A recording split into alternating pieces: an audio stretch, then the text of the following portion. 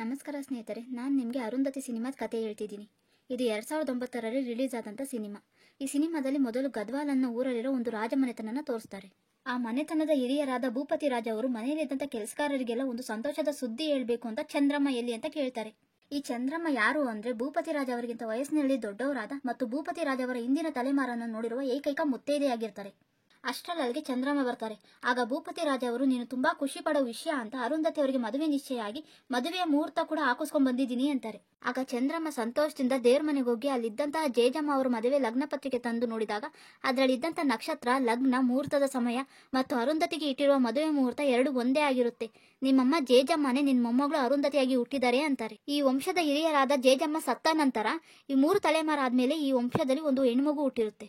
ಹಾಗಾಗಿ ಈ ಊರವರು ಮತ್ತು ಕುಟುಂಬದವರೆಲ್ಲ ಜೇಜಮ್ಮನೇ ಅರುಂಧತಿಯಾಗಿ ಹುಟ್ಟಿದ್ದಾರೆ ಅಂತ ಜೇಜಮ್ಮಗೆ ಕೊಡ್ತಿದ್ದಂತಹ ಮರ್ಯಾದೆ ಮತ್ತು ಗೌರವನ ಅರುಂಧತಿಗೂ ಕೊಡ್ತಿರ್ತಾರೆ.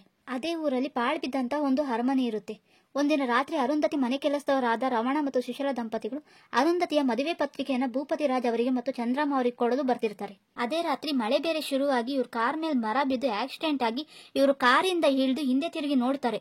ಒಂದು ಭವ್ಯವಾದ ಅರಮನೆ ಇರುತ್ತೆ. ಆಗ ಇವರು ಅಲ್ಲೋಗಿ ಮನೆಗೆ ಫೋನ್ ಮಾಡಿ ವಿಷಯ ತಿಳಿಸಬಹುದು ಅಂತ ಹೋಗ್ತಿರ್ತಾರೆ. ಆಗ ಇವ್ರನ್ನ ಒಬ್ಬ ವ್ಯಕ್ತಿ ತಡೆದು ಇಲ್ಲಿಂದ ಹೊರಟೋಗಿ ನಿಮ್ ಕಾಣಿಸ್ತಿರೋದೆಲ್ಲ ನಿಜ ಅಲ್ಲ ಅಂತಾರೆ. ಆದ್ರೆ ಆ ವ್ಯಕ್ತಿ ಮಾತು ಕೇಳದೆ ಇವರು ಅರಮನೆ ಹತ್ರ ಹೋಗ್ಬಿಡ್ತಾರೆ. ಆಗ ಒಂದ್ ಹೆಂಗಸು ಇವ್ರನ್ನ ಒಳಗ್ ಕರ್ಕೊಂಡು ಹೋಗ್ತಾಳೆ. ಅರಮನೆ ಒಳಗ್ ಬಂದ ರಮಣ ಮತ್ತು ಸುಶೀಲಾ ಇದು ರಾಜರ ಸಂಸ್ಥಾನ ಇದ್ದಂಗಿದೆ ಅಂತಾರೆ. ಆಗ ಆ ಹೆಂಗಸು, ಹೌದು, ಇದು ಗದ್ವಾಲ್ನ ಮಹಾ ಸಂಸ್ಥಾನ, ನನ್ ಮಗಂದೇ. ಒಂಟಿಯಾಗಿ ನನ್ ಮಗನ್ನ ಇಲ್ಲೇ ಬಿಟ್ಟು ಆ ಅರುಂಧತಿ ಮದುವೆ ಮಾಡ್ಕೊತಿದ್ದಾಳ ಅಂತ ಸುಶೀಲಾ ಕೈಲಿದ್ದಂತ ಅರುಂಧತಿ ಮದುವೆ ಪತ್ರಿಕೆಗೆ ಬೆಂಕಿ ಹಚ್ಚಿ ಸುಶೀಲಾನ ಮಾಯ ಮಾಡ್ಬಿಡ್ತಾಳೆ. ಸುಶೀಲಾನ ಮಾಯ ಮಾಡಿದಂತ ಹೆಂಗಸು ಮನುಷ್ಯಲೇ ಅಲ್ಲ, ಅವಳೊಬ್ಳು ಪ್ರೇತಾತ್ಮ ಆಗಿರ್ತಾಳೆ. ರಮಣಾಗೆ ಅವ್ನು ನಿಂತಿ ಸುಶೀಲಾ ಮೇಲ್ಗಡೆ ಒಂದು ರೂಮ್ನಿಂದ ಕೂಗುವ ಧ್ವನಿ ಕೇಳಿಸಿ ಅಲ್ಲಿಗೆ ಹೋಗ್ತಾನೆ. ಅಲ್ಲೋಗಿ ನೋಡಿದ್ರೆ ಅಷ್ಟದಿಗ್ಬಂಧದಿಂದ ಕೂಡಿದ ಒಂದು ಸಮಾಧಿ ಇರುತ್ತೆ. ಆ ಸಮಾಧಿಯಿಂದ ಒಂದ್ಸರಿ ಸುಶೀಲಾ ಧ್ವನಿ ಕೇಳಿಸಿದ್ರೆ ಮತ್ತೊಂದ್ಸಲ ಕೋಪದಿಂದ ಗಡಸು ಧ್ವನಿಯಲ್ಲಿ ಆ ಸಮಾಧಿನ ಓಡಿ ಅಂತ ಕೇಳಿಸ್ತಿರುತ್ತೆ.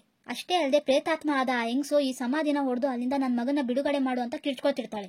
ಇದರಿಂದ ಭಯಗೊಂಡ ರಮಣ ಆ ಹೆಂಗಸಿಗೆ ಹೊಡೆದಾಗ ಸುಂದರವಾಗಿ ಕಾಣಿಸಿದ್ದ ಅರಮನೆ ಪಾಳು ಬಿದ್ದ ಅರಮನೆಯಾಗುತ್ತೆ. ಪಾಳು ಬಿದ್ದ ಅರಮನೆಯನ್ನು ಸುಂದರವಾಗಿ ಕಾಣೋ ಹಾಗೆ ಮಾಡೋದು ಆ ಪಾಳು ಬಿದ್ದ ಅರಮನೆಯ ಸಮಾಧಿಯಲ್ಲಿದ್ದಂತ ಒಂದು ಪ್ರೇತಾತ್ಮ. ಅದರ ಹೆಸರು ಪಶುಪತಿ ಅಂತ. ರಮಣ ಅರಮನೆಯ ಭಯಂಕರ ರೂಪವನ್ನು ಕಂಡು ಓಡಿ ಹೋಗ್ತಾನೆ. ಆಗ ಪ್ರೇತಾತ್ಮ ಆದ ಪಶುಪತಿ ಕೋಪದಿಂದ, ಹೇ ಅರುಂಧತಿ, ಇನ್ನು ಎಷ್ಟು ಕಾಲ ನಂಗೆ ಈ ಶಿಕ್ಷೆ? 80 ವರ್ಷದಿಂದ ಸಮಾಧಿಯಲ್ಲೇ ನಿನ್ ಮೇಲೆ ಸೇರ್ ತೀರ್ಸ್ಕೊಳಕಾಗದೆ ಪಿಸಾಚಿಯಾಗಿದ್ದೀನಿ. ನನ್ನ ಜೀವಂತ ಸಮಾಧಿ ಮಾಡಿರೋ ನಿನ್ನ ಬಿಡಲ್ಲ ಅಂತ ಆ ಪಾಳು ಬಿದ್ದ ಅರಮನೆಯಿಂದ ಕೂಗ್ತಿರ್ತಾನೆ. ಇನ್ನೊಂದ್ ಕಡೆ ಅಗೋರಿಗಳು ಸುಟ್ಟ ದೇಹದಿಂದ ಬೆನ್ಮೂಳೆ ಮತ್ತೆ ತಾಳಿಯನ್ನ ತಗೊಂಡು ಒಂದು ಆಯುಧನ ತಯಾರಿಸ್ತಿರ್ತಾರೆ. ಈ ಅಗೋರಿಗಳು ಯಾರು, ಅವ್ರು ಏನ್ ಮಾಡ್ತಿದ್ದಾರೆ ಅಂತ ನಿಮ್ಗೆ ಮುಂದೆ ಹೇಳೋ ಕಥೆಯಲ್ಲಿ ಗೊತ್ತಾಗುತ್ತೆ. ಇನ್ನೊಂದ್ ಕಡೆ ಹೈದರಾಬಾದ್ನಲ್ಲಿ ಅರುಂಧತಿ ಅವರ ಕುಟುಂಬ ಮತ್ತು ಮದುವೆ ಗಂಡಿನ ಕುಟುಂಬ ಸೇರಿ ಮೆಹಂದಿ ಶಾಸ್ತ್ರವನ್ನು ತುಂಬಾ ಸಂಭ್ರಮದಿಂದ ಮಾಡ್ತಿರ್ತಾರೆ. ಆದ್ರೆ ಪಶುಪತಿ ಪ್ರೇತಾತ್ಮ ಅರುಂಧತಿ ಸೌಂದರ್ಯವನ್ನು ವರ್ಣಿಸ್ತಾ ನಿನ್ನ ಗದ್ವಾಲ್ಗೆ ಬರೋ ಹಾಗೆ ಮಾಡ್ತೀನಿ ಅಂತ ಹೇಳ್ಕೊತಿರುತ್ತೆ. ಗದ್ವಾಲ್ನಲ್ಲಿದ್ದ ಭೂಪತಿ ರಾಜ ಅವರು ನಮ್ಮಮ್ಮ ಜೇಜಮ್ಮ ಅವರ ಒಡವೆ ಅಂದ್ರೆ ಅರುಂಧತಿ ಅವರಿಗೆ ತುಂಬಾ ಇಷ್ಟ ಅಂತ ಒಡವೆಗಳನ್ನ ತೆಗೆದು ನೋಡ್ತಿರ್ತಾರೆ. ಆಗ ಪಶುಪತಿ ಪ್ರೇತಾತ್ಮ ಅಲ್ಲೇ ಇದ್ದ ನಲ್ಲಿಯಿಂದ ತಾನಾಗಿ ನೀರ್ ಬರೋ ಹಾಗೆ ಮಾಡಿ ಭೂಪತಿ ರಾಜ ಅವರು ಆ ನೀರ್ ಮೇಲೆ ಕಾಲಿಟ್ಟು ಕೆಳಗೆ ಬೀಳೋ ಹಾಗೆ ಮಾಡ್ಬಿಡುತ್ತೆ. ಈ ವಿಷಯ ತಿಳಿದ ಅರುಂಧತಿ ತನ್ನ ಕುಟುಂಬದವ್ರ ಜೊತೆಗೆ ತಾತನ್ ನೋಡಕ್ಕೆ ಗದ್ವಾಲ್ ಬರ್ತಾರೆ. ಅರುಂಧತಿ ಅವರು ಗದ್ವಾಲ್ಗೆ ಬಂದಿದ್ದನ್ನ ನೋಡಿದ ಪಶುಪತಿ ಪ್ರೇತಾತ್ಮ, ನೀನ್ ಬರೋ ಹಾಗೆ ಮಾಡ್ದೆ, ನಿನ್ನ ಗದ್ವಾಲಿಂದ ಹೋಗೋಕ್ ಬಿಡಲ್ಲ ಅಂತಾನೆ. ಭೂಪತಿ ತಾತನ ಮನೆಗೆ ಬಂದ ಅರುಂಧತಿ, ನಾನು ಎಷ್ಟು ದಿವಸದಿಂದ ಹೇಳ್ತಾ ಇದ್ದೀನಿ ನಮ್ ಜೊತೆಗೆ ಹೈದರಾಬಾದ್ನಲ್ಲಿ ಬಂದಿರಿ ಅಂತ. ಆಗ ಭೂಪತಿ ರಾಜ ಅವರು, ನಮ್ಮೂರು, ನಮ್ ಸಂಸ್ಥಾನ, ನಮ್ಮನ್ನೇ ನಂಬಿರೋ ಜನನ ನಾವೇ ನೋಡ್ಕೋಬೇಕಲ್ವಾ ಅಂತಾರೆ. ಆಗ ಅರುಂಧತಿ ಅವರು, ಇವ್ರನ್ನೆಲ್ಲ ನೀವು ನೋಡ್ಕೋಬೇಕು ಅಂದ್ರೆ ನಿಮ್ಮ ಆರೋಗ್ಯ ಚೆನ್ನಾಗಿರ್ಬೇಕು ಅಂತಾರೆ. ಇದನ್ನೆಲ್ಲ ನೋಡ್ತಿದ್ದ ಚಂದ್ರಮ್ಮಗೆ, ಜೇಜಮ್ಮ ನೀನ್ ನೋಡ್ತಿರೋ ಹಾಗೆ ಅನ್ಸಿ ಮದುವೆ ನಿಶ್ಚಯ ಆದ್ಮೇಲೆ ಮೊದಲನೇ ಸರಿ ಸಂಸ್ಥಾನಕ್ಕೆ ಬಂದಿದ್ಯಾ, ಬಾ ಜೇಜಮ್ಮನ ಆಶೀರ್ವಾದ ತಗೋ ಅಂತ ಜೇಜಮ್ಮನ ಫೋಟೋ ಹತ್ರ ಕರ್ಕೊಂಡು ಹೋಗ್ತಾರೆ.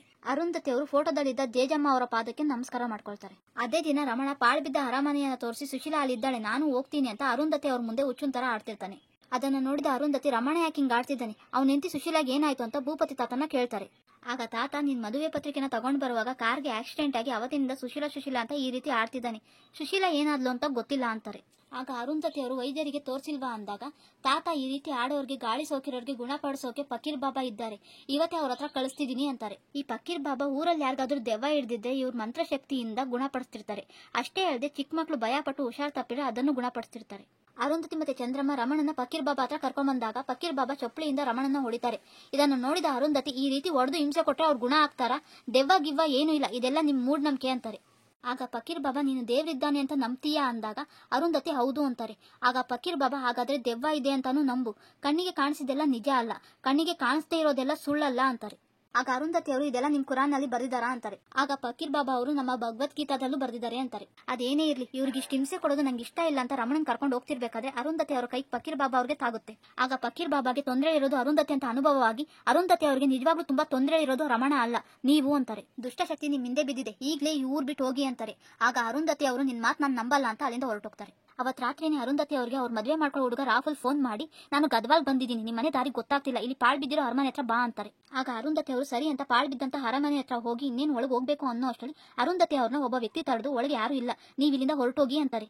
ಆಗ ಅರುಂಧತಿ ಅವರು ಇಲ್ಲ ಇಲ್ಲ ಒಳಗಡೆ ರಾಹುಲ್ ಇದ್ದಾನೆ ಅಂತ ಅವ್ರ ಮಾತು ಕೇಳದೆ ಒಳಗೆ ಹೋಗ್ತಾರೆ. ಅಷ್ಟ ದಿಗ್ಬಂಧನ ಮಾಡಿದ ಸಮಾಧಿಯಿಂದ ರಾಹುಲ್ ಧ್ವನಿ ಕೇಳಿ ಅಲ್ಲಿಗೆ ಹೋಗ್ತಿರ್ತಾರೆ. ಆಗ ಪಶುಪತಿಯ ಪ್ರೇತಾತ್ಮ ಅರುಂಧತಿ ಅವರ ಧ್ವನಿ ಕೇಳಿ ನೀನ್ ನಂಗೆ ಮಾಡಿದ್ದೆಲ್ಲ ನೆನಪಿಗೆ ಬರ್ತಿದೆ, ಬಾ ಇನ್ನು ಹತ್ರ ಬಾ, ಬಂದಿಲ್ಲ ಅಂದ್ರೆ ನಿನ್ನ ಸಾಯಿಸ್ಬಿಡ್ತೀನಿ ಅಂತಾನೆ. ಆಗ ಅರುಂಧತಿಗೆ ಕೋಪ ಬಂದು ಜೇಜಮ್ಮ ಆಗಿ ನೀನ್ ನನ್ನ ಏನು ಮಾಡಕ್ಕಾಗಲ್ವೋ, ನಿನ್ನ ಆ ಸಮಾಧಿಯಿಂದ ಆಚೆ ಬರಕ್ ಬಿಡಲ್ಲ ಅಂತಾರೆ. ಆಗ ಆ ಪ್ರೇತಾತ್ಮ ನಾನ್ ಬರ್ತೀನಿ ಅನ್ನುತ್ತೆ. ಆಗ ಅರುಂಧತಿ ಮೇಲಿದ್ದ ಜೇಜಮ್ಮ ಬರಕ್ ಬಿಡಲ್ಲ ಅಂತಿರುವಾಗಲೇ ಅಲ್ಲಿಗೆ ಫಕೀರ್ ಬಾಬಾ ಬಂದು ಅರುಂಧತಿನ ಹೇಳ್ಕೊಂಡು ಅರಮನೆಯಿಂದ ಹೊರಗ್ ಬರ್ತಾರೆ. ಅಷ್ಟರಲ್ಲೇ ಅರುಂಧತಿ ಮೇಲಿದ್ದ ಜೇಜಮ್ಮ ಹೊರಟೋಗಿ ಮಾಮೂಲಿ ಆಗ್ಬಿಡ್ತಾರೆ. ಆಗ ಫಕೀರ್ ಬಾಬಾ ಈ ಊರ್ ಬಿಟ್ಟು ಹೋಗಿ ಅಂದಿದ್ನಲ್ಲ, ಇಲ್ಲಿಗೆ ಯಾಕೆ ಬಂದ್ರಿ, ನಿಮ್ನ ಸಾಯಿಸೋಕ್ಕೋಸ್ಕರ ಆ ಪ್ರೇತಾತ್ಮನೆ ನಿಮ್ನ ಇಲ್ಲಿ ಬರೋ ಹಾಗೆ ಮಾಡಿದೆ ಅಂದಾಗ ಅರುಂಧತಿ ನೀನು ಹುಚ್ಚುಚ್ಚಾಗಿ ಏನು ಮಾತಾಡಬೇಡ, ಒಳಗಡೆ ರಾಹುಲ್ ಇದ್ದಾನೆ ಅಂತಾರೆ. ಆಗ ಫಕೀರ್ ಬಾಬಾ ಇಲ್ಲ ಯಾರು ಇಲ್ಲ, ಒಳಗಡೆ ಯಾವ ಮನುಷ್ಯನೂ ಇಲ್ಲ ಅಂತಾರೆ. ಆಗ ಅರುಂಧತಿ ಅವರು ಒಳಗಡೆ ರಾಹುಲ್ ಇದ್ದಾನೆ, ಅವ್ನು ಫೋನ್ ಮಾಡಿ ಕರೆದಿದ್ದಕ್ಕೆ ನಾನು ಇಲ್ಲಿಗೆ ಬಂದಿದ್ದು ಅಂತಾರೆ. ಆಗ ಫಕೀರ್ ಬಾಬಾ ಹಾಗಾದ್ರೆ ರಾಹುಲ್ಗೆ ಫೋನ್ ಮಾಡಿ ಎಲ್ಲಿದ್ದಾರೆ ಅಂತ ಕೇಳು ಅಂತಾರೆ. ಆಗ ಅರುಂಧತಿ ಅವರು ರಾಹುಲ್ಗೆ ಫೋನ್ ಮಾಡಿ ಎಲ್ಲಿದ್ಯಾ ಅಂತ ಕೇಳಿದಾಗ ರಾಹುಲ್ ಅವರು ವಿಜಯವಾಡ ಅಂತಾರೆ.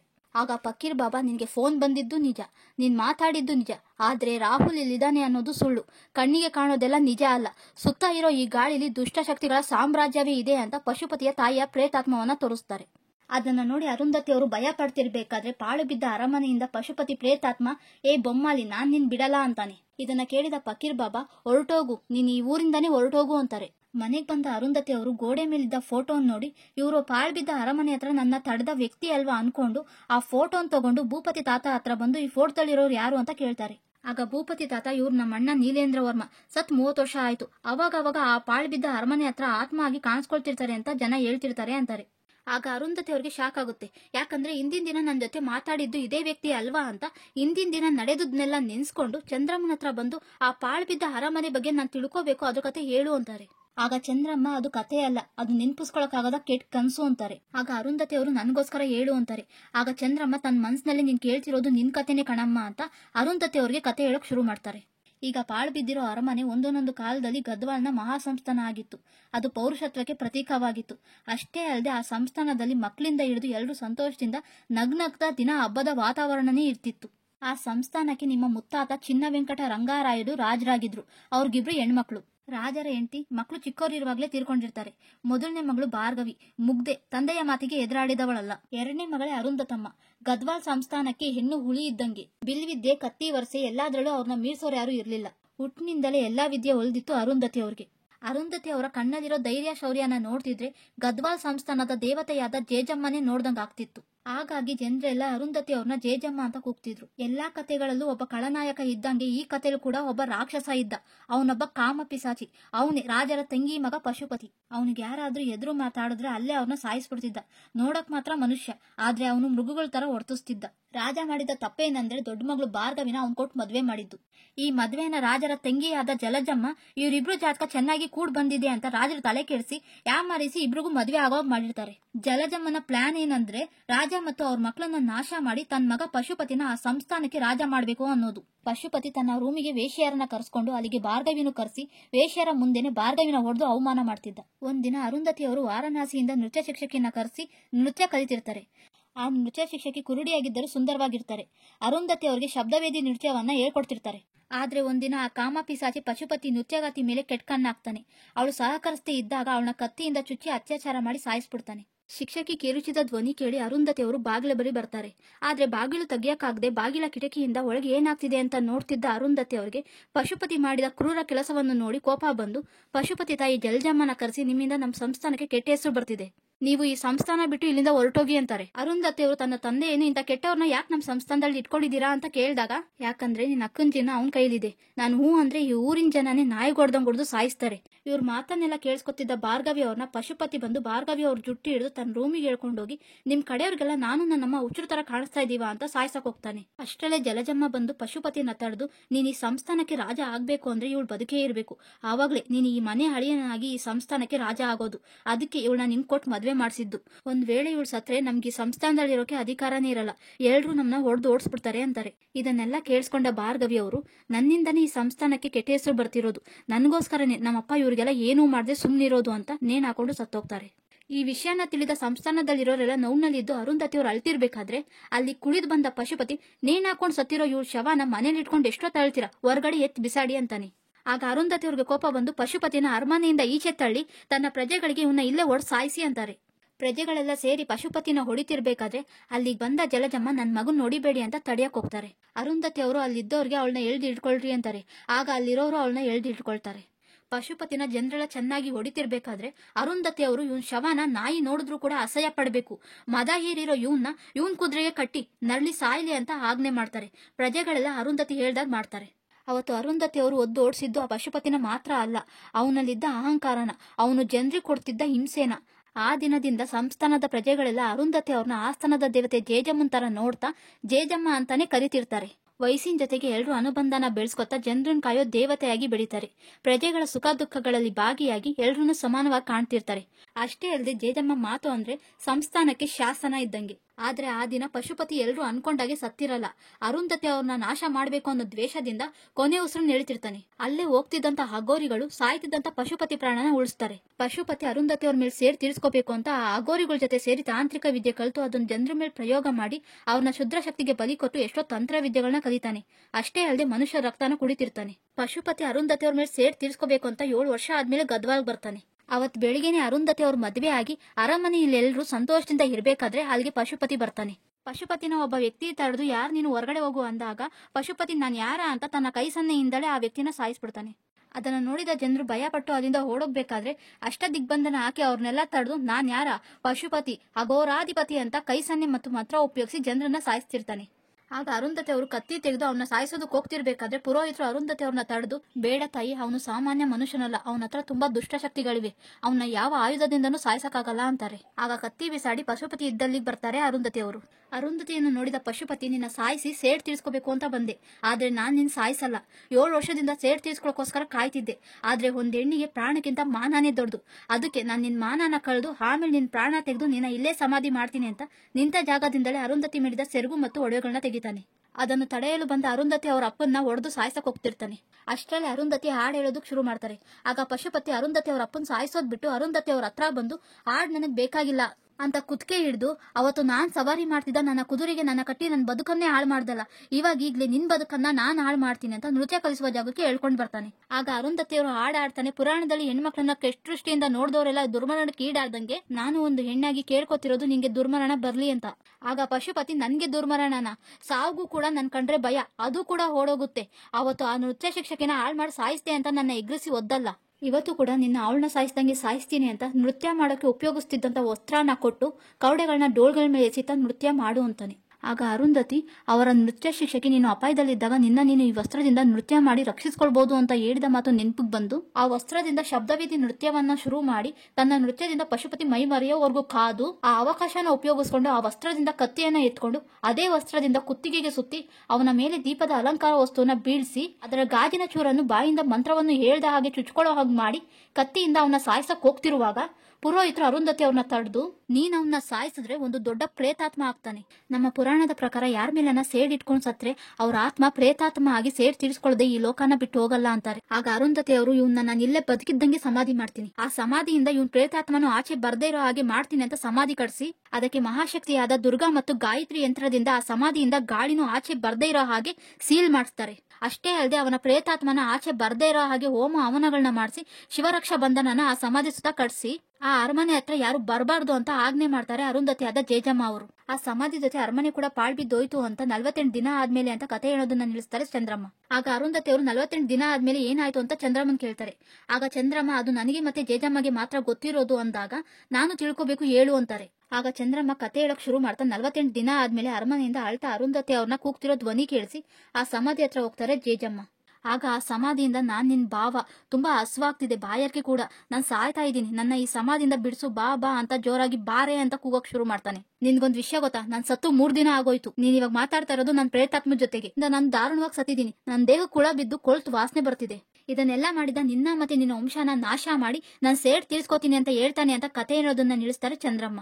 ಆಗ ಅರುಂಧತಿ ಅವರು ಅದ್ರ ಬಗ್ಗೆನೇ ಯೋಚನೆ ಮಾಡ್ತಾ ಅವನು ಇನ್ನೂ ಆ ಸಮಾಧಿನಲ್ಲೇ ಇದ್ದಾನೆ, ಯಾವುದೇ ಕಾರಣಕ್ಕೂ ಅವನು ಆ ಸಮಾಧಿಯಿಂದ ಹೊರಗ್ ಬರಬಾರ್ದು ಅಂತ ಅನ್ಕೊಳ್ತಿರ್ತಾರೆ. ಈ ಕಡೆ ಸರಪಳಿಯಿಂದ ಕಟ್ಟಿದಂತಹ ರಮಣಾಗಿ ಅರಮನೆಯಿಂದ ಬಂದ್ ನನ್ನ ಬಿಡಿಸುವಂತ ಸುಶೀಲಾ ಧ್ವನಿ ಕೇಳಿಸಿ ರಮಣ ನಾನು ಬರ್ತಿದ್ದೀನಿ ಅಂತ ಸರಪಳಿಯಿಂದ ಬಿಡಿಸ್ಕೊಳ್ಳೋ ಪ್ರಯತ್ನ ಮಾಡಿ ಬಿಡಿಸ್ಕೊಂಡು ಸುಶೀಲಾ ನಾನು ಬರ್ತಿದ್ದೀನಿ ಅಂತ ಆ ಸಮಾಧಿ ಹತ್ರ ಹೋಗಿ ಆ ಸಮಾಧಿನ ಹೊಡೆದಾಕ್ತಾನೆ. ಇನ್ನೊಂದ್ ಕಡೆ ಅರುಂಧತಿ ಅವರು ಜೇಜಮ್ಮ ಅವ್ರ ಫೋಟೋ ಮುಂದೆ ನಿಂತು ಅಮ್ಮ ಜೇಜಮ್ಮ ಎಲ್ರೂ ನೀನೇ ನಾನು ಅಂತಿದ್ದಾರೆ, ಆದ್ರೆ ನನಗೆ ನಿನ್ನಷ್ಟು ಧೈರ್ಯ ಇಲ್ಲ, ಅವನಂತ ನೀಚನ ಸಮಾಧಿ ಮಾಡಿರೋ ನೀನು ತುಂಬಾ ಒಳ್ಳೆಯವಳು, ಆದ್ರೆ ಇಷ್ಟು ವರ್ಷ ಆದ್ರೂ ಆ ಸಮಾಧಿಲೇ ಯಾಕಿದ್ದಾನೆ, ಅವ್ನು ಈಚೆ ಬಂದ್ರೆ ನಿನ್ನಾಗೆ ನಾನು ಅವನ್ನ ಎದುರಿಸ್ತೀನ, ಇಲ್ಲ ನಾನು ಜೇಜಮ್ಮ ಅಲ್ಲ ಅಂತ ಚಟ್ಪಡಿಸ್ತಿರ್ತಾರೆ. ಈ ಕಡೆ ಪಶುಪತಿ ಸಮಾಧಿಯಿಂದ ಹೊರಗಡೆ ಬಂದಿದ್ದಾನೆ ಅಂತ ಮುನ್ಸೂಚನೆ ಸಿಗುತ್ತೆ ಫಕೀರ್ ಬಾಬಾಗೆ. ಇನ್ನೊಂದ್ ಕಡೆ ಪಶುಪತಿ ಪ್ರೇತಾತ್ಮ ಊರಲ್ಲಿದ್ದ ಅರುಂಧತಿ ಅವ್ರ ಮನೆ ಕೇಳ್ತೊಳಾದ ಮಣಿ ರೂಪದಲ್ಲಿ ಬಂದು ಅರುಂಧತಿ ಅವ್ರಿಗೆ ನೀನ್ ತಿದ್ಕೊಳಕ್ಕಾಗದ ತಪ್ಪು ಮಾಡ್ದೆ, ನನ್ನ 80 ವರ್ಷ ಸಮಾಧಿಲಿ ಇರೋ ಹಾಗೆ ಮಾಡ್ದೆ, ಈಗ ನಾನು ಆಚೆ ಬಂದಿದ್ದೀನಿ, ಈ ಕ್ಷಣದಿಂದ ನಿನ್ ನಗುನ ಮರ್ತ್ ಬಿಡ್ತೀಯ, ಬದುಕೋಕ್ಕೂ ಆಗದೆ ಸಾಯೋಕ್ಕೂ ಆಗದೆ ನರಕ ಅನುಭವಿಸ್ತೀಯ ಅಂತ ಮಣಿ ರೂಪದಲ್ಲಿದ್ದ ಪಶುಪತಿ ಅಲ್ಲಿಂದ ಮಾಯ ಆಗ್ತಾನೆ. ಆಗ ಭಯಪಟ್ಟ ಅರುಂಧತಿ ಅವರು ಇದು ಕನ್ಸಲ್ಲ ನಿಜ ಅಂತ ಭೂಪತಿ ತಾತ ಹತ್ರ ಬಂದು ನಾವು ನಾಳೆ ಬೆಳಿಗ್ಗೆನೆ ಹೈದರಾಬಾದ್ಗೆ ಹೋಗ್ಬೇಕು ಅಂತಾರೆ. ತಾತ ಸರಿ ಅಂತಾರೆ. ಅರುಂಧತಿ ಅವನು ಇಲ್ಲೇ ಇದ್ದಾನೆ ಅಂತ ಯೋಚನೆ ಮಾಡ್ತಾ ಫಕೀರ್ ಬಾಬಾ ಹೇಳಿದ ಮಾತನ್ನ ನೆನಪಿಸ್ಕೊಂಡು ಫಕೀರ್ ಬಾಬಾನ ನೋಡ್ಬೇಕು ಅಂತ ದರ್ಗಾಗ್ ಓಡ್ ಬರ್ತಾರೆ. ಆದ್ರೆ ಫಕೀರ್ ಬಾಬಾ ಊರಲ್ಲಿರಲ್ಲ. ಆಗ ಫಕೀರ್ ಬಾಬಾ ಅವ್ರ ಶಿಷ್ಯ ಫಕೀರ್ ಬಾಬಾ ಬೇರೆ ಊರಿಗೆ ಹೋಗಿದ್ದಾರೆ. ಆಗ ಅರುಂಧತಿ ನಡಿ ಅಲ್ಲೇ ಭೇಟಿ ಮಾಡೋಣ ಅಂದಾಗ ಫಕೀರ್ ಬಾಬಾ ಶಿಷ್ಯ ಕಾರಲ್ಲಿ ಹೋದ್ರೆ 4 ಅವರು, ನಡ್ಕೊಂಡು ಶಾರ್ಟ್ ಕಟ್ ಅಲ್ಲಿ ಹೋದ್ರೆ ಅರ್ಧ ಗಂಟೆಯಲ್ಲಿ ಹೋಗ್ಬೋದು ಅಂತ ರೋಡ್ ಹತ್ರ ಬರ್ತಿದ್ದಂಗೆ ಅವನ್ನ ಆಕ್ಸಿಡೆಂಟ್ ಮಾಡಿ ಸಾಯಿಸ್ಬಿಡ್ತಾನೆ ಪಶುಪತಿ ಪ್ರೇತಾತ್ಮ. ಆಗ ಪ್ರೇತಾತ್ಮ ಅರುಂಧತಿ ಅವ್ರಿಗೆ ನಿನ್ಗೆ ಯಾರೇ ಸಹಾಯ ಮಾಡಕ್ ಬಂದ್ರು ಅವ್ರನ್ನ ನಾನು ಸಾಯಿಸ್ಬಿಡ್ತೀನಿ ಅಂತಾನೆ.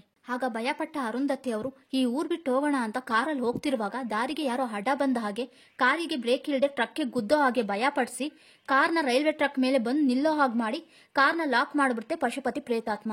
ಅದೇ ಟ್ರ್ಯಾಕ್ ಮೇಲೆ ರೈಲ್ ಬರ್ತಿರುತ್ತೆ. ಅರುಂಧತಿ ಅವರು ಕಾರಲ್ಲಿ ಸಿಗಾಕೊಂಡಿದ್ನ ನೋಡಿದ ಒಬ್ಬ ವ್ಯಕ್ತಿ ಸಹಾಯ ಮಾಡಕ್ ಬರ್ತಾನೆ. ಆದ್ರೆ ಪಶುಪತಿ ಪ್ರೇತಾತ್ಮ ಅವನ್ನೂ ಸಾಯಿಸ್ಬಿಡುತ್ತೆ. ಇನ್ನೇನ್ ರೈಲ್ ಕಾರ್ಗೆ ಗುದ್ಬಿಡುತ್ತೆ ಅನ್ನೋಷ್ಟರಲ್ಲಿ ಪಶುಪತಿ ಪ್ರೇತಾತ್ಮ ಲಾಕ್ನ ಓಪನ್ ಮಾಡಿ ಅರುಂಧತಿನ ಕಾರಿಂದ ಆಚೆ ಹಾಕಿ ಜೋರಾಗಿ ನಗ್ತಾ ನಿನ್ನ ಇಲ್ಲಿ ಕರ್ಸಿದ್ದು ನೀನ್ ವಾಪಸ್ ಹೋಗೋಕ್ಕಲ್ಲ, ಇನ್ನೊಂದ್ಸಾರಿ ಈ ಗದ್ವಾಲ್ನ ದಾಟ್ಬೇಕು ಅಂತ ಪ್ರಯತ್ನ ಕೂಡ ಮಾಡಬಾರ್ದು ಅಂತ ಎಚ್ಚರಿಕೆ ಕೊಡ್ತಾನೆ. ಆಗ ಅರುಂಧತಿ ಅವ್ರು ಭಯಪಟ್ಟು ಅಲ್ಲಿಂದಾನೇ ಓಡ್ತಾ ಮನೆಗೆ ಬಂದು ತನ್ನ ರೂಮಿಗೆ ಬರ್ತಾರೆ. ಅಷ್ಟೊತ್ತಾಗ್ಲೇ ಮನೆ ಕೆಳಿಸ್ತಾಳಾದ ಮಂಗಮ್ಮನ ರೂಪದಲ್ಲಿ ಆ ಪ್ರೇತಾತ್ಮ ಬಂದು ಅರುಂಧತಿ ಅವ್ರಿಗೆ ಭಯ ಪಡಿಸ್ತಿರುತ್ತೆ. ಆಗ ಅಲ್ಲಿಗೆ ಆ ಮನೆಯ ಒಬ್ಬ ಕೆಳಿಸ್ತಾಳು ಬಂದು ಅರುಂಧತಮ್ಮ ಬೇಗ ರೆಡಿಯಾಗಿ ನಿಮ್ ಮದ್ವೆಗೆ ಹೋಗ್ಬೇಕು ಅಂತಾನೆ. ಆ ಮಾತು ಕೇಳಿ ಮಂಗಮ್ಮ ಮೇಲಿದ್ದ ಪಶುಪತಿ ಪ್ರೇತಾತ್ಮಗೆ ಕೋಪ ಬಂದು ಆ ವ್ಯಕ್ತಿನ ಸಾಯಿಸ್ಬಿಡ್ತಾನೆ. ಅಷ್ಟರಲ್ಲೇ ತಾತ ಮತ್ತು ಕುಟುಂಬದವರೆಲ್ಲ ಬೇಗ ಬನ್ನಿ, ನಾವೆಲ್ಲರೂ ರೆಡಿಯಾಗಿದ್ದೀವಿ, ಬೇಗ ಹೊರಡೋಣ, ನೀವು ಬನ್ನಿ ಅಂತಾರೆ. ಆಗ ಪಶುಪತಿ ಅರುಂಧತಿನ ನೀನು ಹೋಗ್ಬಾರ್ದು, ಅವ್ರು ಮಾತ್ರ ಹೋಗ್ಬೇಕು, ನೀನು ಅವ್ರಿಗೆ ಯಾವ ವಿಷಯನೂ ಹೇಳ್ದೆ ಕಳಿಸ್ಬಿಡ್ ಬಾ ಅಂತಾನೆ. ಆಗ ಅರುಂಧತಿ ತನ್ನ ಕುಟುಂಬದವ್ರ ಹತ್ರ ಬಂದು ಎಲ್ಲರೂ ಹೊರಡಿ, ನಾನು 2 ದಿವಸದಲ್ಲೇ ಬರ್ತೀನಿ ಅಂತ ಎಲ್ಲರೂ ಅಲ್ಲಿಂದ ಕಳಿಸ್ಬಿಡ್ತಾರೆ. ಅವರು ಅಲ್ಲಿಂದ ಹೋಗ್ತಿದ್ದಂಗೆ ಪಶುಪತಿ ಪ್ರೇತಾತ್ಮ ಅರುಂಧತಿಯವರಿಗೆ ಹೊಡೆದು ಹಿಂಸೆ ಕೊಡ್ತಿರ್ತಾನೆ. ಅಷ್ಟರಲ್ಲೇ ಅಲ್ಲಿಗೆ ಬಂದ ಚಂದ್ರಮ್ಮ ಮತ್ತು ಫಕೀರ್ ಬಾಬಾ ಮಂತ್ರ ಹೇಳಿ ಆ ಪ್ರೇತಾತ್ಮನ ಅಲ್ಲಿಂದ ಓಡಿಸ್ಬಿಡ್ತಾರೆ. ಆಗ ಅರುಂಧತಿ ಅವರು ಅವನಿಗೆ ನಾನು ಏನ್ ಮಾಡಿದೆ ಅಂತ ಇಷ್ಟು ಹಿಂಸೆ ಕೊಡ್ತಿದ್ದಾನೆ. ಆಗ ಚಂದ್ರಮ್ಮ ನಿನ್ ಮೇಲಿರೋ ಸೇಡು, ಅವನ್ನ ಬದುಕಿರುವಾಗ್ಲೇ ಸಮಾಧಿ ಮಾಡ್ದಲ್ಲ ಅದಕ್ಕೆ. ಆಗ ಅರುಂಧತಿ ಅವರು ಅವನ್ನ ಸಮಾಧಿ ಮಾಡಿದ್ದು ನಾನಲ್ಲ ಜೇಜಮ್ಮ ಅಂತಾರೆ. ಆಗ ಚಂದ್ರಮ್ಮ ನೀನೇ ಜೇಜಮ್ಮ ಅಂತಿರ್ತಾರೆ. ಆಗ ಅರುಂಧತಿ ಅವರು ನಾನ್ ಜೇಜಮ್ಮ ಅಲ್ಲ ಅಂತ ವಾದ ಮಾಡ್ತಿರ್ತಾರೆ. ಆಗ ಫಕೀರ್ ಬಾಬಾ ಕೂಡ ನೀನೇ ಜೇಜಮ್ಮ ಅಂತ ವಾದ ಮಾಡ್ತಾ ಕತ್ತಿ ಎತ್ಕೊಂಡು ಅರುಂಧತಿ ಅವ್ರ ಮೇಲೆ ಎಸಿತಾರೆ. ಆಗ ಅರುಂಧತಿ ಅವರು ಆ ಕತ್ತಿನ ಜೇಜಮ್ಮ ಅವ್ರು ಹೆಂಗ್ ಹಿಡಿತಿದ್ರು ಆ ರೀತಿನೇ ಕತ್ತಿನ ಹಿಡಿದಾಗ ಅರುಂಧತಿನೇ ಜೇಜಮ್ಮ ಅಂತ ಚಂದ್ರಮ್ಮ ಮತ್ತು ಫಕೀರ್ ಬಾಬಾಗೆ ಗೊತ್ತಾಗಿ, ಯೋಚನೆ ಮಾಡು, ನೀನ್ ನಿಜವಾಗ್ಲೂ ಜೇಜಮ್ಮನವರ ಪುನರ್ಜನ್ಮ, ಆ ಪಶುಪತಿ ಪ್ರೇತಾತ್ಮನ ನಾಶ ಮಾಡೋದು ಹೇಗೆ ಅಂತ ಜೇಜಮ್ಮಗೆ ಗೊತ್ತು. ಇದನ್ನೆಲ್ಲ ಕೇಳ್ತಿದ್ದಂತ ಅರುಂಧತಿ ಅವರು ಜೇಜಮ್ಮ ಫೋಟೋ ಮುಂದೆ ಬಂದ್ ನಿಂತು ಅದರ ಕಣ್ಣಲ್ಲಿ ಕಣ್ಣಿಟ್ಟು ನೋಡ್ತಾ, ನನ್ ಕಣ್ಣಲ್ಲಿರೋ ಸಂದೇಶನ ನೀನ್ ಓದ್ತಿದ್ಯಾ ಅಂದ್ರೆ ಆ ಸಮಾಧಿಯಿಂದ ಅವ್ನು ಆಚೆ ಬಂದಿದ್ದಾನೆ ಅಂತ ಅರ್ಥ. ಓದ್ತಿರೋ ನಿನಗೆ ಗೊತ್ತಿಲ್ವೋ ನನ್ಗೆ ಗೊತ್ತಿಲ್ಲ, ಆದ್ರೆ ನನಗ್ ಗೊತ್ತು ಓದ್ತಿರೋದ್ ನಾನೇ ಅಂತ. ಮುಂದೊಂದು ದಿನ ನಡೆದ ಘಟನೆಗಳನ್ನೆಲ್ಲ ನೆನಪಿಸ್ಕೊಳಕ್ಕೆ ಇದು ನನಗ್ ನಾನೇ ಬರ್ಕೊಂಡ ಜನ್ಮಶಾಸನ. ಸಮಾಧಿಲೆ ಅವ್ನ್ ಸತ್ತು ಪ್ರೇತಾತ್ಮ ಆದ್ಮೇಲೆ ಅವ್ನು ಹೇಳ್ದಂಗೆ ಹಿಂಸೆ ಕೊಡಕ್ ಶುರು ಮಾಡ್ದ. ನನ್ನ ಸಂಸ್ಥಾನದಲ್ಲಿರೋ ಪ್ರಜೆಗಳಿಗೆ ಯಾವುದೋ ಅಂಟ್ರೋಗ ಬರೋ ಹಂಗ್ ಮಾಡಿ ಉಸಿರಾಡೋ ಗಾಳಿ ಕೂಡ ಕಲುಷಿತವಾಗಿ ಬೆಳೆ ಬೆಳೆಯೋ ಭೂಮಿ ಎಲ್ಲ ಮರುಭೂಮಿ ಆಯ್ತು. ಜನಗಳಿಗೆ ಹುಚ್ಚಿ ಹಿಡಿದು ಒಬ್ರನ್ನೊಬ್ರು ಹೊಡೆದಾಡ್ಕೊಳ್ತಿದ್ರು. ಇದೆಲ್ಲ ನೋಡಿ ನಂಗೆ ಸುಮ್ನಿರಕ್ಕಾಗಿಲ್ಲ. ಅದಕ್ಕೆ ಅವನ ಅಂತ್ಯ ಮಾಡೋಕೆ ಮಾರ್ಗ ನೋಡ್ಕೊಂಡು ಗದ್ವಾಲಿಂದ ಹೊರಗೋದೆ. ಎಷ್ಟೆಷ್ಟೋ ಪ್ರದೇಶ ಸುತ್ತಿ ಎಷ್ಟೋ ಮಾಂತ್ರಿಕರನ್ನ ಮತ್ತೆ ಯೋಗಿಗಳನ್ನ ನೋಡ್ದೆ. ಅಷ್ಟೇ ಅಲ್ಲದೆ ಎಷ್ಟೋ ಪುರಾಣಗಳನ್ನ ಓದ್ದೆ. ಪಂಡಿತರು ಸಿದ್ಧಿ ಪುರುಷರನ್ನ ಭೇಟಿ ಮಾಡಿದ್ರು ಯಾರು ಈ ಸಮಸ್ಯೆಗೆ ಪರಿಹಾರ ಕೊಡಕ್ಕಾಗಿಲ್ಲ. ದಿಕ್ಕು ತೋಚದೆ ಇರುವಾಗ ಯಾರೋ ಒಬ್ರು ಯೋಗಿ ಕೊಂಡ ಜಾತಿ ಮೂಲಿಕೆಯ ವೈದ್ಯರ ಹತ್ರ ಹೋಗಿ ಅಂತ ಅವ್ರಿರೋ ಜಾಗದ ಬಗ್ಗೆ ಹೇಳ್ತಾರೆ. ಅಲ್ಲಿಗೆ ಹೋದ್ಮೇಲೆ ಜೇಜಮ್ಮಗೆ ಕಾಡದಿದ್ದಂತ ಹಗೋರಿಗಳು ಆ ಪ್ರೇತಾತ್ಮ ನಿನ್ ಕುಟುಂಬನ ನಾಶ ಮಾಡೋವರೆಗೂ ಅದು ಹೋಗಲ್ಲ. ಆದ್ರೆ ಸೃಷ್ಟಿ ಧರ್ಮನ ಯಾರು ಮೀರಕ್ಕಾಗಲ್ಲ. ಹುಟ್ಟು ಇದ್ಮೇಲೆ ಸಾವು ಕೂಡ ಇದ್ದೇ ಇರುತ್ತೆ. ಹಾಗೆ ಆ ಪ್ರೇತಾತ್ಮಕ್ಕೂ ಅಂತ್ಯ ಇದೆ. ದೇವ್ರಂತ ರಾಮಂಗೆ ರಾವಣನ ಸಾಯಿಸೋಕೆ ಆಯುಧ ಬೇಕಾಯ್ತು. ಅದೇ ತರನೇ ನಿಂಗೂ ಕೂಡ ಒಂದು ಆಯುಧ ಬೇಕು. ಆಗ ಜೇಜಮ್ಮ ಆ ಆಯುಧ ಎಲ್ಲಿದೆ, ಎಷ್ಟು ಕಷ್ಟ ಆದ್ರೂ ತಗೊಂಡ್ಬರ್ತೀನಿ ಹೇಳಿ ಅಂತಾರೆ. ಆಗ ಅಗೋರಿಗಳು ನಿನ್ನ ಮರಣ ಅಂತಾರೆ. ಜೇಜಮ್ಮನವರಿಗೆ ಅರ್ಥ ಆಗದೆ ನೀವೇನ್ ಹೇಳ್ತಿದ್ದೀರಾ ಅಂದಾಗ ಆಗ ಅಗೋರಿಗಳು ಒಬ್ರು ಮಹಾಮುನಿಯ ಬೆನ್ಮೂಳೆಯಿಂದ ದೇವತೆಗಳು ಒಂದು ಮಹಾಶಕ್ತಿ ಇರೋ ಆಯುಧನ ತಯಾರು ಮಾಡಿರ್ತಾರೆ. ಆ ಆಯುಧವೇ ಇಂದ್ರನ ಕೈಲಿರೋ ವಜ್ರಾಯುಧ. ಅದೇ ದುಷ್ಟಶಕ್ತಿಗಳನ್ನೆಲ್ಲ ನಾಶ ಮಾಡಿದ್ದು. ಅದೇ ತರನೇ ನಿನ್ ಬೆನ್ಮೂಳೆಯಿಂದ ಮಾಡಿದ ಆಯುಧದಿಂದ ಆ ಪ್ರೇತಾತ್ಮನ ಅಂತ್ಯ ಮಾಡ್ಬೋದು ಅಂತಾರೆ. ಆಗ ಅರುಂಧತಿ ಅವರು ನಾನ್ ಸತ್ ಮೇಲೆ ನನ್ನಿಂದಾದ ಆಯುಧದಿಂದ ನಾನು ಅವನ್ನ ಹೇಗ್ ಸಾಯಿಸಕ್ಕಾಗುತ್ತೆ ಅಂತ ಕೇಳಿದಾಗ ಅಘೋರಿಗಳು ಸಾವು ಶರೀರಕ್ಕಷ್ಟೇ, ಆತ್ಮಕ್ಕಲ್ಲ. ಅವನ್ನ ಸಾಯಿಸಕ್ಕೋಸ್ಕರ ಮತ್ತೆ ನೀನು ನಿನ್ ವಂಶದಲ್ಲಿ ಹುಡ್ತೀಯ. ಆ ಪ್ರೇತಾತ್ಮ ಸಮಾಧಿಯಿಂದ ಆಚೆ ಬಂದು ನಿನ್ ಮೇಲೆ ಸೇರ್ ತೀರಿಸ್ಕೋಬೇಕು ಅಂದ್ರೆ ಅದು ಒಂದ್ ಮನುಷ್ಯನ ದೇಹನ ಸೇರುತ್ತೆ. ಆಗ ನೀನು ಆ ಪ್ರೇತಾತ್ಮನ ಅಂತ್ಯ ಮಾಡ್ಬೇಕು. ಅಷ್ಟೇ ಅಲ್ಲ, ನೀನ್ ಅವನ್ನ ಸಾಯಿಸ್ಬೇಕು ಅಂದ್ರೆ ನಿನಗ್ ಸಿಗೋದು ಅದೊಂದೇ ಅವಕಾಶ, ನೆನ್ಪಿನಲ್ಲಿರ್ಲಿ ಅಂತಾರೆ. ಆಗ ಜೇಜಮ್ಮ ಅವರು ನನ್ ಪ್ರಜೆಗಳಿಗೆ ಒಳ್ಳೇದಾಗುತ್ತೆ ಅಂದ್ರೆ ನನ್ ಪ್ರಾಣ ತ್ಯಾಗ ಮಾಡೋಕು ಸಿದ್ಧ ಅಂತಾರೆ. ಆಗ ಅಘೋರಿಗಳು ಹೋಗಿ ನಿನ್ ಸಂಬಂಧನ ಕಳ್ಕೊಂಡ್ ಬಾ ಅಂತಾರೆ. ಆಗ ಮನೆಗೆ ಬಂದ ಜೇಜಮ್ಮನವರು ತನ್ನ ಕುಟುಂಬದವ್ರಿಗೆಲ್ಲ ನಾನು ತೀರ್ಥಯಾತ್ರೆಗೆ ಹೋಗ್ತಿದ್ದೀನಿ, ಅಲ್ಲಿಂದ ಮತ್ತೆ ನಾನು ಬರ್ಲೂಬಹುದು, ಬರ್ದಿರಾನು ಇರಬಹುದು. ಈ ವಂಶದಲ್ಲಿ ಮೊದ್ಲುಟ್ಟೋ ಹೆಣ್ಮಗುಗೆ ನನ್ನ ಹೆಸರನ್ನ ಇಟ್ಟು ನಾನೇ ಮತ್ತೆ ಹುಟ್ಟಿದೀನಿ ಅಂತ ಅನ್ಕೊಂಡು ನನಗ್ ಕೊಡೋ ಗೌರವನೇ ಆ ಮಗುವಿಗೂ ಕೊಡ್ರಿ. ಆ ಪ್ರೇತಾತ್ಮಕ್ಕೂ ಒಂದಿನ ಅಂತ್ಯ ಇದೆ, ಅದಕ್ಕೋಸ್ಕರ ನಾನು ಹೋಗ್ತಾ ಇದ್ದೀನಿ ಅಂತ ಅಲ್ಲಿಂದ ಹೊರಟು ಅಘೋರಿಗಳ ಹತ್ರ ಬಂದು ಜೇಜಮ್ಮನವರು ನಾನು ಸಹಿಸಕ್ಕಾಗದೇ ಇರೋ ಅಷ್ಟು ನೋವು ಕೊಡೋ ಸಾವನ್ನ ಕೊಡಿ, ನಾನು ಅನುಭವಿಸೋ ನರಕ ಯಾತನೆಯಿಂದ ಆ ಪ್ರೇತಾತ್ಮದ ಮೇಲೆ ಸೇವೆ ಜಾಸ್ತಿ ಆಗ್ಲಿ ಅಂತಾರೆ. ಆಗ ಅಘೋರಿಗಳು ಎಲ್ಲ ವಿಧಿವಿಧಾನಗಳನ್ನ ಪೂರೈಸಿ ತುಂಬಾ ತೆಂಗಿನಕಾಯಿಗಳಿಂದ ಜೇಜಮ್ಮನವರ ತಲೆ ಮೇಲೆ ಹೊಡೆದು ಸಾಯಿಸಿ ಅವರ ದೇಹವನ್ನು ಒಂದು ಅರಿಶಿನ ಬಟ್ಟೆಯಲ್ಲಿ ಸುತ್ತುತ್ತಾರೆ. ಆ ದೇಹನ ಅಗ್ನಿಗೆ ಆಹುತಿ ಮಾಡಿ ಸುಟ್ಟ ದೇಹದ ಬೆನ್ಮೂಳೆ ಮತ್ತು ತಾಳಿನ ತಗೊಂಡು ಒಂದು ಆಯುಧ ತಯಾರು ಮಾಡ್ತಾರೆ. ನಾವು ಸಿನಿಮಾದ ಶುರುವಿನಲ್ಲಿ ಹೇಳಿದ್ವಲ್ಲ ಆಯುಧ ತಯಾರು ಮಾಡ್ತಿದ್ದಾರೆ ಅಂತ, ಅದೇ ಆಯುಧನೇ ಈ ಆಯುಧ. ಆಗ ಗೊತ್ತಾಗುತ್ತೆ ಅರುಂಧತಿ ಅವ್ರಿಗೆ ಅವರು ಜೇಜಮ್ಮನವರ ಪುನರ್ಜನ್ಮ ಅಂತ. ಅಘೋರಿಗಳು ತಯಾರಿಸಿರುವ ಆಯುಧ ಎಲ್ಲಿದೆ ಅಂತ ಅರುಂಧತಿ ಅವರು ಜೇಜಮ್ಮ ಅವರ ಫೋಟೋದಲ್ಲಿರುವ ಸಂದೇಶವನ್ನ ಓದ್ತಿರೋ ಅಷ್ಟರಲ್ಲೇ ಅಲ್ಲಿಗೆ ಬಂದ ಪಶುಪತಿ ಪ್ರೇತಾತ್ಮ ನನ್ ಸಾಯಿಸೋಕೆ ಆಯುಧನ ಅಂತ ಆ ಫೋಟೋಗ್ ಬೆಂಕಿ ಹಚ್ಚಿ ಇಷ್ಟೊತ್ತವರೆಗೂ ಆ ಸಂದೇಶನ ಓದೋಕ್ ಬಿಟ್ಟಿದ್ದು ನೀನು ಬದುಕ್ಬೇಕು ಅನ್ನೋ ಆಸೆ ಬರ್ಲಿ ಅಂತ. ಇವತ್ತು ಅಮಾವಾಸ್ಯೆಯ ಕಾಳರಾತ್ರಿ, ಇದು ನನ್ ರಾತ್ರಿ ಅಂತ ರಾತ್ರಿ 12 ಗಂಟೆ ಒಳಗೆ ಆ ಚಂದ್ರಮ್ಮ ನಿನಗೆ ಸಹಾಯ ಮಾಡ್ತಿದ್ದಂತ ಫಕೀರ್ ಬಾಬಾ ಮತ್ತು ನಿನ್ನ ಕುಟುಂಬದವ್ರನ್ನೆಲ್ಲ ಸಾಯಿಸ್ತೀನಿ, ನೀನಾಗಿಯೇ ನನ್ನ ಹತ್ರ ಬರ್ತೀಯ, ಅಲ್ಲಿವರೆಗೂ ಹೋಗಿ ಆ ಆಯುಧನ ಹುಡ್ಕೋ ಅಂತ ಅಲ್ಲಿಂದ ಹೊರಟೋಗ್ತಾನೆ. ಆಗ ಫಕೀರ್ ಬಾಬಾ ಅರುಂಧತಿ ಅವ್ರ ಹತ್ರ ಬಂದು ಒಳ್ಳೇದ್ರ ಮುಂದೆ ಯಾವತ್ತೂ ಕೆಟ್ಟದ್ ಗೆದ್ದಿಲ್ಲ, ನನಗೆ ಆಯುಧ ತಯಾರು ಮಾಡಿರೋ ಅಘೋರಿಗಳು ಜಾಗ ಗೊತ್ತು, ಅವ್ರ ಹತ್ರ ಹೋದ್ರೆ ಆ ಆಯುಧ ಎಲ್ಲಿದೆ ಅಂತ ಗೊತ್ತಾಗುತ್ತೆ ಅಂತ ಚಂದ್ರಮ್ಮನ್ನ ಫಕೀರ್ ಬಾಬಾ ಅವ್ರ ದರ್ಗಾ ಹತ್ರ ಹೋಗಕ್ ಕೇಳಿ ಫಕೀರ್ ಬಾಬಾ ಮತ್ತು ಅರುಂಧತಿ ಅವರು ಅಘೋರಿಗಳನ್ನ ಹುಡ್ಕೊಂಡು ಹೋಗ್ತಾರೆ. ಆಗ ಕುತಂತ್ರ ಮಾಡಿದ ಪಶುಪತಿ ಪ್ರೇತಾತ್ಮ ರಾಹುಲ್ಗೆ ಫೋನ್ ಮಾಡಿ ಅವರ ಡ್ರೈವರ್ ದೇಹ ಸೇರ್ಕೊಂಡು ಹಿಂದೆಯಿಂದ ರಾಹುಲ್ಗೆ ಗುದ್ದಿ ಎದುರಿಸಿ ನಿನ್ನ ಜೀವ ಮತ್ತು ನಿನ್ ಮದ್ವೆ ಆಗೋ ಹುಡುಗಿಯ ಜೀವ ಉಳಿಸ್ಕೋಬೇಕು ಅಂದ್ರೆ ಈಗ್ಲೇ ಗದ್ವಾಲ್ಗೆ ಬಾ ಅಂತ ಹೇಳಿ ಆ ಕಾರ್ ಡ್ರೈವರ್ ಮೇಲ್ಗಡೆಯಿಂದ ಕೆಳಗ್ ಬಿದ್ದು ಸತ್ತೋಗ್ತಾನೆ. ಭಯದಿಂದ ರಾಹುಲ್ ಗದ್ವಾಲ್ಗೆ ಹೋಗ್ತಾರೆ. ಈ ಕಡೆ ರಾಹುಲ್ ಫೋಟೋಗೆ ರಕ್ತ ಅಂಟಿಸಿ ಫಕೀರ್ ಬಾಬಾ ಮತ್ತು ಅರುಂಧತಿ ಹೋಗ್ತಿದ್ದಂತ ಕಾರ್ ಒಳಗೆ ಬೀಳೋ ಹಾಗೆ ಮಾಡ್ತಾನೆ. ಅದನ್ನ ನೋಡಿ ಭಯಪಟ್ಟ ಅರುಂಧತಿ ಫಕೀರ್ ಬಾಬಾಗೆ ಈಗೇನ್ ಮಾಡೋದು ಅಂತ ಕೇಳ್ತಿರುವಾಗ್ಲೇ ಕಾರ್ಗೆ ಆಕ್ಸಿಡೆಂಟ್ ಆಗೋ ಹಾಗೆ ಮಾಡಿ ಅರುಂಧತಿಯವನ್ನ ಕಾರಿಂದ ಈಚೆ ಬೀಳಿಸಿ ಆ ಕಾರ್ ಜೊತೆಗೆ ಫಕೀರ್ ಬಾಬಾನ ಹಳ್ಳಕ್ ಬೀಳೋ ಹಂಗ್ ಮಾಡುತ್ತೆ ಪಶುಪತಿ ಪ್ರೇತಾತ್ಮ. ಫಕೀರ್ ಬಾಬಾನ ಕಳ್ಕೊಂಡು ಅರುಂಧತಿ ಚಿಂತೆಯಲ್ಲಿರುವಾಗ್ಲೇ ಪ್ರೇತಾತ್ಮ ರಾಹುಲ್ ಇನ್ನೂ ಸತ್ತಿಲ್ಲ ಅಂತಾನೆ. ಆಗ ಅರುಂಧತಿ ಅವರು ಅಲ್ಲೇ ಬಿದ್ದಂತ ಫಕೀರ್ ಬಾಬಾ ಅವರ ತಾಯ್ತನ ತಗೊಂಡು ರಾಹುಲ್ನ ಕಾಪಾಡಕ್ಕೆ ಗದ್ವಾಲ್ ಓಡ್ ಬರ್ತಾರೆ.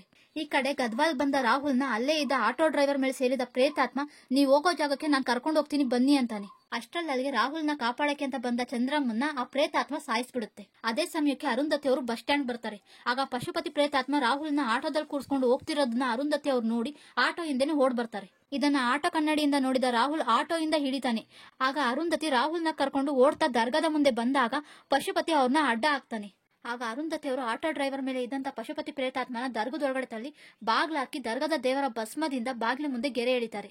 ಆಗ ಪಶುಪತಿ ಪ್ರೇತಾತ್ಮ ಒಳಗಡೆ ಇರೋ ದೈವ ಶಕ್ತಿಯಿಂದ ಒಳಗಿರೋಕೂ ಆಗದೆ ಹೊರಗ್ ಬರೋಕೂ ಆಗದೆ ಒದ್ದಾಡ್ತಿರುತ್ತೆ. ಆ ಕೋಪನೆಲ್ಲ ಆಟೋ ಡ್ರೈವರ್ ದೇಹದ ಮೇಲೆ ತೀರ್ಸ್ಕೊತಿರುತ್ತೆ. ಈ ಕಡೆ ಅರುಂಧತಿ ಅವರು ತಾಯ್ತನ ರಾಹುಲ್ ಅವ್ರ ಕೈ ಕಟ್ತಿರ್ತಾರೆ. ಕೋಪದಲ್ಲಿದ್ದ ಪಶುಪತಿ ಪ್ರೇತಾತ್ಮ ದರ್ಗಾದಲ್ಲಿ ನಲ್ಲಿನ ಹೊಡೆದಾಕಿ ನೀರ್ ತುಪ್ಕೊಂಡು ಭಸ್ಮ ಎಲ್ಲ ಹೋಗಾಗ್ ಮಾಡ್ತಿರ್ತಾನೆ. ರಾಹುಲ್ ಅರುಂಧತಿ ಅವರು ಕಟ್ಟಿದ್ದ ತಾಯ್ತನ ಕಿತ್ ಬಿಸಾಡಿ ಏನಾಗ್ತಿದೆ ಇಲ್ಲಿ ಅಂತಾನೆ. ಅರುಂಧತಿ ಅವರು ಆ ತಾಯ್ತನ ಹುಡ್ತಿರ್ಬೇಕಾದ್ರೆ ಅರುಂಧತಿ ಅವ್ರ ಕುಟುಂಬದವರೆಲ್ಲ ಬಂದ್ಬಿಡ್ತಾರೆ.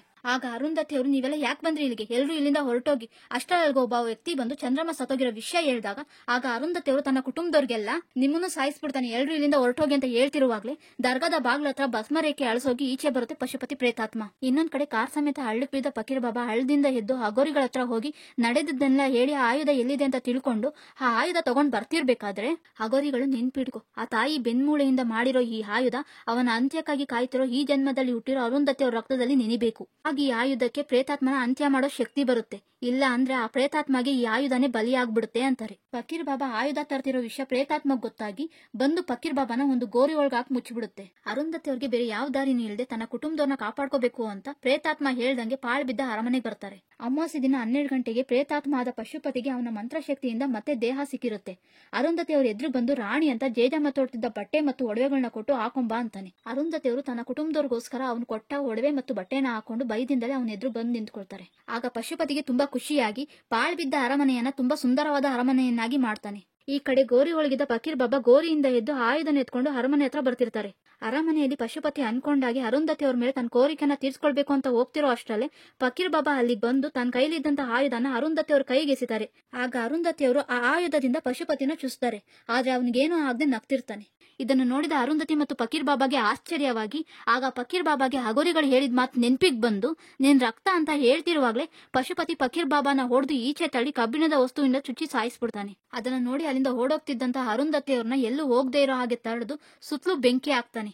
ಆಗ ಅರುಂಧತಿ ಅವರು ನಿನ್ನ ಪ್ರೇತಾತ್ಮ ಕೋರಿಕೆ ಯಾವತ್ತೂ ನಿಜ ಆಗಲ್ಲ ಅಂತ ಅದೇ ಆಯುಧದಿಂದ ತನ್ನನ್ನು ತಾನೇ ಚುಚ್ಕೊಳ್ತಾರೆ. ಆ ಆಯುಧ ರಕ್ತದಲ್ಲಿ ನೆಂದು ಅದಕ್ಕೆ ಪ್ರೇತಾತ್ಮನ ಅಂತ್ಯ ಮಾಡೋ ಶಕ್ತಿ ಬರುತ್ತೆ. ಅರುಂಧತಿ ಅವರು ಜೇಜಮ್ಮ ಆಗಿ ಹತ್ರ ಬಂದ ಪಶುಪತಿನ ಚುಸ್ತಿದ್ದಂಗೆ ಅವನ ದೇಹ ಸುಟ್ಟು ಬೆಂಕಿಯಾಗಿ ಅವನ ಆತ್ಮ ನಾಶವಾಗಿ ಆ ಅರಮನೆ ಕೂಡ ಧ್ವಂಸವಾಗುತ್ತೆ. ಧ್ವಂಸವಾದ ಅರಮನೆಯನ್ನು ನೋಡಿ ಆ ಕುಟುಂಬದವರು ಅರುಂಧತಿ ಅವ್ರಿಗೆ ಏನಾಯ್ತು ಅಂತ ನೋವನ್ನ ಅನುಭವಿಸ್ತಿರ್ತಾರೆ. ಅಷ್ಟರೇ ಧ್ವಂಸವಾದ ಅರಮನೆಯಿಂದ ಅರುಂಧತಿ ಅವರು ಜೇಜಮ್ಮನ ರೂಪದಲ್ಲಿ ಹೊರಗೆ ಬರ್ತಾರೆ. ಇಲ್ಲಿಗೆ ನಾನು ಹೇಳ್ತಿದ್ದಂತಹ ಅರುಂಧತಿ ಸಿನಿಮಾದ ಕತೆ ಮುಗಿಯುತ್ತೆ. ನಮಸ್ಕಾರ.